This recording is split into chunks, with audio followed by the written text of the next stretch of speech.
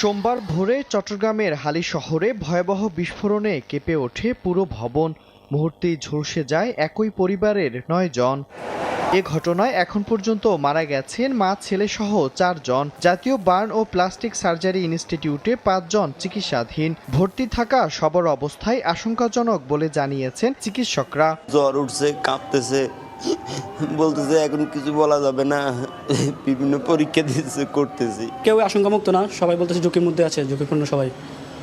Doctor কাউকে আশঙ্কামুক্ত বলতেছে না। এদিকে দগ্ধদের দেখতে মঙ্গলবার সকালে বার্ন ইনস্টিটিউটে যান দুর্যোগ ব্যবস্থাপনা ও ত্রাণ মন্ত্রী এবং স্বাস্থ্যমন্ত্রী। সাংবাদিকদের বলেন, গ্যাস লিকেজের ঘটনা ও মেয়াদ উত্তীর্ণ সিলিন্ডার বন্ধে 3 মন্ত্রণালয় একসঙ্গে কাজ করবে। একটা নিয়মের মধ্যে নিয়ে আসা যায়, সেগুলো নিয়ে আমরা অল্প সময়ের ভিতরে 3 মন্ত্রণালয় বসে কাজ করব, যাতে করে ভবিষ্যতে এই ধরনের দুর্ঘটনা থেকে কম ক্ষতি হয় সেই ব্যবস্থাটা করার চেষ্টা করা হবে। আমাদের হসপিটালের সম্ভাব্য যতগুলি চিকিৎসা দেওয়ার মতন ব্যবস্থা আছে, সর্বোত্তমভাবে তাদেরকে চিকিৎসা দেওয়া হচ্ছে।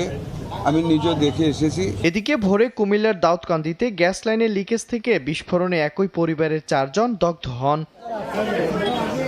সময় সংবাদ, চট্টগ্রাম।